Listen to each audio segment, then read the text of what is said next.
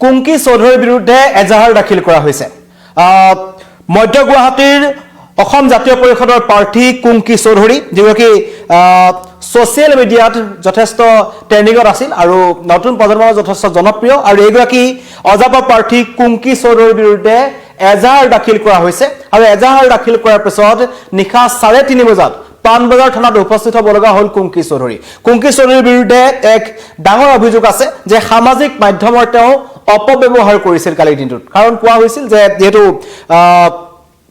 কিছুমান নীতি নিয়ম আছে যিবোৰ উলংঘা কৰিছে সামাজিক মাধ্যমত কালিৰ দিনটোত সোশ্যাল মিডিয়াত তেওঁলোকৰ টিমটোৱে আপলোড দিয়া কিছুমান বিষয়ক লৈ এজাহাৰখন দাখিল কৰা হৈছে আৰু য'ত স্পষ্টভাৱে কোৱা হৈছে যে কুংকি চৌধুৰী আৰু কুংকি চৌধুৰীৰ যেটো সোশ্যাল মিডিয়া টিম আছে এই টিমটোৱে সামাজিক মাধ্যমৰ অপব্যৱহাৰ কৰিছে বুলি এজাহাৰখনত উল্লেখ কৰিছে আৰু তাৰ পিছতে 3:30 বজাত পানবজাৰ থানাত এগৰাকী কুংকি চৌধুৰী উপস্থিত হৈছে আৰু তেওঁলোকৰ সেই টিমটোৰ সোশ্যাল মিডিয়া টিমটোৰ বিৰুদ্ধে এজাহাৰ দাখিল কৰা হৈছে তাৰ 3 জনক নিখাই কিন্তু পানবজাৰ আৰক্ষীয়ে আটক কৰিছে আৰু ইতিমধ্যে কোৱা হৈছে যে নিৰ্বাচন আয়োগৰ যিবোৰ বিধি আছে সেই বিধিবোৰ তেওঁলোকে উলংঘা কৰিছিল যিবোৰ আপলোড কৰিব নালাগে তেনেকুৱা ধৰণৰ কিছুমান কন্টেন্ট তেওঁলোকে আপলোড কৰিছে বুলি তাত উল্লেখ কৰা হৈছে আৰু হয়তো এতিয়া কোৱা হৈছে যে 3 জনক যি আটক কৰি ৰখা হৈছিল কালি ৰাতিটো এতিয়ালৈকে তেখেতক আটক কৰি ৰখা হৈছে আৰু তেওঁলোকৰ কাৰণেই নিশা 3:30 বজাত কুংকি চৌধুৰী উপস্থিত হ'ল পানবজাৰ থানাত আৰু তেওঁ খুব উজাৰিছে আসলতে সমগ্ৰ ঘটনাটো কিন্তু অতি ৰহস্যজনকভাৱে কোনে কুংকি চৌধুৰীৰ বিৰুদ্ধে এজাহাৰ দাখিল কৰিছে হেতু কিন্তু এতিয়ালৈকে স্পষ্ট হোৱা নাই কুংকি চৌধুৰীৰ মন্তব্য প্ৰকাশ কৰিছে মই প্ৰথমতে কুংকি চৌধুৰীৰ মন্তব্য আপোনালোকক শুনাব বিচাৰিম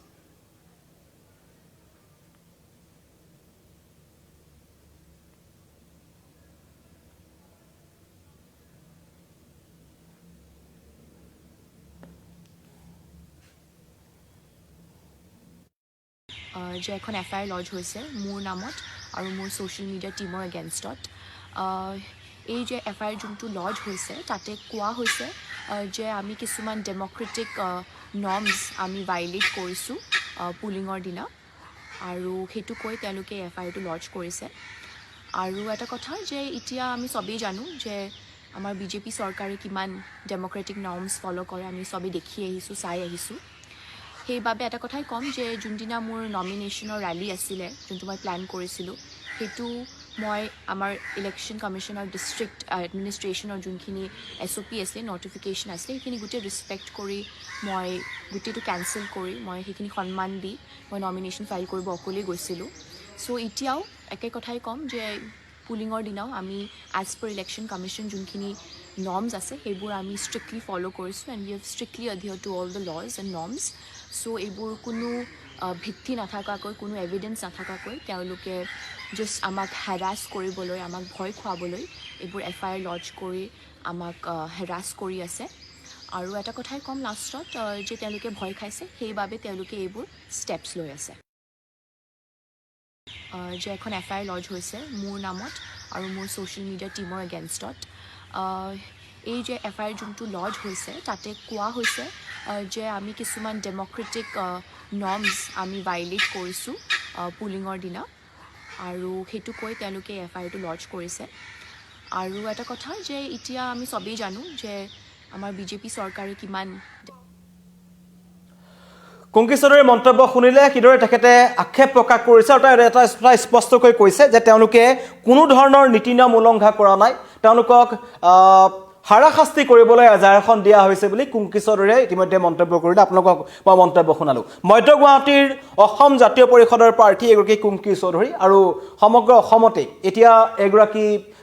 যুৱতী বা এগৰাকী প্ৰাৰ্থী চৰ্চাত আছে আৰু কাৰণ তেওঁ যেটো অত্যন্ত এটা গুৰুত্বপূৰ্ণ সমষ্টি মধ্য গুৱাহাটী আৰু এই মধ্য গুৱাহাটীৰ সমষ্টিটোত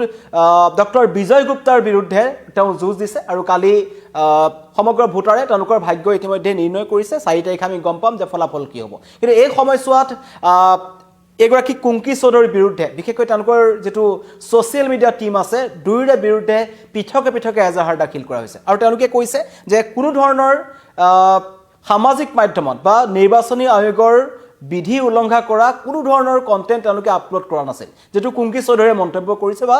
দাবী কৰিছে কিন্তু এজাহাৰ কোনে দিছে সেই কথাও এতিয়ালৈকে কুংকি চৌধুৰীয়ে স্পষ্ট নকৰিলে কিন্তু কালি নিশা 3:30 বজাত পাণবজাৰ থানালৈ যাব লগা হ'ল প্ৰথমতে পাণবজাৰ থানাই আৰক্ষীয়ে আচলতে এজাহাৰখনৰ ভিত্তিত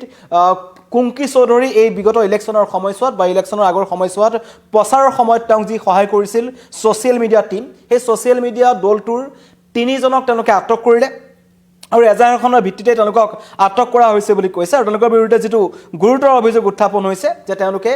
নিৰ্বাচনৰ আচৰণ বিধি উলংঘা কৰিছে যিবোৰ আপলোড দিব নালাগে তেনেকুৱা ধৰণৰ বস্তু তেওঁলোকে আপলোড দিছিল কিন্তু এগৰাকী পাৰ্টি সকলোৰে মাজত চৰ্চাত আছে যে পাণবজাৰ থানাত তেওঁ উপস্থিত হৈছিল আৰু সকলোৰে মনত এটা প্ৰশ্ন যে এতিয়া এই এজাহাৰখনৰ ভিত্তিত কুংকি চৌধুৰীৰ কি হ'ব এনেকুৱা ধৰণৰ প্ৰশ্ন বহুতে কৰিছে কিন্তু কুংকি চৌধুৰীয়ে মন্তব্য কৰিলে যে এইবোৰ সকলো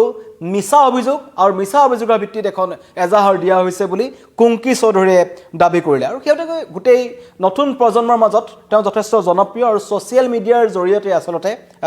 তেওঁলোকে যথেষ্ট সক্ৰিয় থকা দেখা পোৱা গৈছিল ইলেকশ্যনৰ আগে আগে আৰু প্ৰতিটো মুহূৰ্তৰ যিবোৰ তেওঁলোকৰ নিৰ্বাচনী প্ৰচাৰ চলাবলৈ গৈছে কাৰোবাৰ লগ কৰিছে বা কোনোবা বিভিন্ন ঠাইত যিবোৰ স্থানত কুংকি চৌধুৰীয়ে প্ৰচাৰ চলাই আছিল তাৰ সমগ্ৰ গোটেই নিৰ্বাচনটো আমি দেখিলোঁ যে প্ৰত্যেকজন পাৰ্টি এবাৰ ছ'চিয়েল মিডিয়াৰ যিটো পেজ আছে বা তেওঁলোকৰ যিবোৰ একাউণ্ট আছে সেইবোৰৰ জৰিয়তে তেওঁলোকে প্ৰচাৰ চলোৱা দেখা পোৱা গ'ল কিন্তু তাৰ সেইবোৰৰ ক্ষেত্ৰত প্ৰচাৰ যি চলাই আছে প্ৰত্যেকজন পাৰ্টিয়ে কুংকি চৌধুৰীৰ কিছু ব্যতিক্ৰম আছিল তেওঁৰ টীমটোৱে যথেষ্ট ভাল কাম কৰিছে বুলি ইতিমধ্যে মানুহে তেওঁলোকক কৈছে কিন্তু তাৰ পাছতেই তেওঁলোকৰ বিৰুদ্ধে এটা ভয়ংকৰ অভিযোগ যে তেওঁলোকে সামাজিক মাধ্যমৰ অপব্যৱহাৰ কৰিছে আৰু তাৰ সেয়া অভিযোগ তুলি তেওঁলোকৰ বিৰুদ্ধে এতিয়া পাণবজাৰ আৰক্ষী থানাত এখন এজাহাৰ দাখিল কৰিছে য'ত পৃথকে আচলতে উল্লেখ কৰা হৈছে কুংকি চৌধুৰীৰ বিৰুদ্ধে এজাহাৰ দিয়া হৈছে আৰু লগতে তেওঁলোকৰ সমগ্ৰ ছ'চিয়েল মিডিয়াৰ টীমটোৰ বিৰুদ্ধেও এজাহাৰ দিয়া হৈছে য'ত কোৱা হৈছে যে তেওঁলোকে সামাজিক মাধ্যমৰ অপব্যৱহাৰ কৰিছে নিৰ্বাচনৰ ক্ষেত্ৰত মানুহক বিপথে তেওঁলোকে পৰিচালিত কৰিবলৈ চেষ্টা কৰিছিল যেটো কৰিব নালাগে আৰু নিৰ্বাচনী যি আচৰণ বিধি আছে সেইবোৰ তেওঁলোকৰ দ্বাৰা উলংঘা হৈছে বুলি কোৱা হৈছে আৰু সেইকাৰণে ৰাতি 3:30 বজাত পাণবজাৰ থানালৈ যাব লগা হ'ল কুংকি আৰু মই ইতিমধ্যে কুংকিৰ মন্তব্য আপোনালোকক শুনালোঁ আৰু কুংকিয়ে স্পষ্টভাৱে এটা কথা কৈছে যে এয়া মনে সজা এটা অভিযোগ এয়া পৰিকল্পিতভাৱে কৰা এটা অভিযোগ আৰু এজাহাৰখনো পৰিকল্পিতভাৱে দিয়া হৈছে বুলি কুংকি চৌধুৰীয়ে অভিযোগ আনিছে আৰু তেওঁলোকে দৃঢ়তাৰে কৈছে যে কোনো ধৰণৰ নীতি নিয়ম তেওঁলোকে উলংঘা কৰা নাই এয়া তেওঁলোকক হাৰাশাস্তি কৰিবলৈ এখন এজাহাৰ দিয়া হৈছে ধন্যবাদ